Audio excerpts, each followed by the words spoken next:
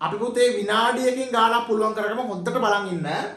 2,1 ලක්ෂ හරහා යන අන්තක්ඛණ්ඩයේ පහ වූ සරල රේඛාවක සමීකරණය y සමාන mx ධන c ආකාරයෙන් ලියන්න.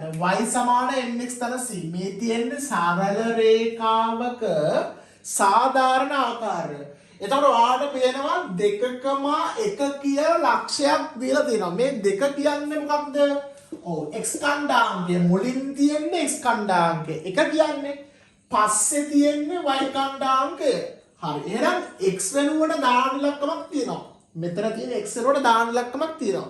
2. ඊට පස්සේ මෙතන තියෙන y වෙනුවට දාන ඉලක්කමක් තියෙනවා 1. ඊට පස්සේ අන්තක්ඛණ්ඩය දීලා දෙනවා පුතේ මෙතන 5යි කියලා. නේද? අන්තක්ඛණ්ඩය කියන්නේ c. c වෙනුවට දාන ඉලක්කමකුත් එතන ඔයා තේරුම් ගන්න ඕනේ ලක්ෂයක් දීලා තියෙනවා නම් මුලින් ඉන්නේ x පස්සේ ඉන්නේ y. එහෙනම් ආදේශ කරමු y. y වෙනුවට 1 දාන්න තියෙන්නේ. 1 සමානයි m. අනුක්‍රම දාගත්තොත් වැඩේ ලේසි.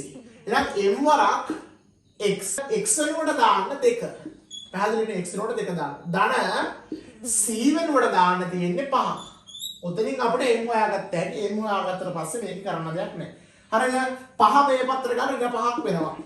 මෙයා සමානයි 2m. එතන 2m සමානයි මට එනවා 1කින් 5ක් අඩු කරාම ඍණ 4යි. මොකද අනුක්‍රම ඍණ අගයක් එන්නේ.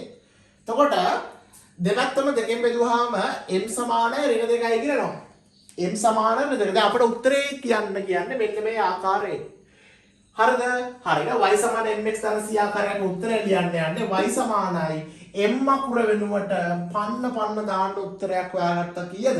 ඍණ 2. ඍණ 2යි x. m අකුරෙන් ඍණ 2යි x දැම්මා. c කියන්නේ අන්තක්ඛණ්ඩය.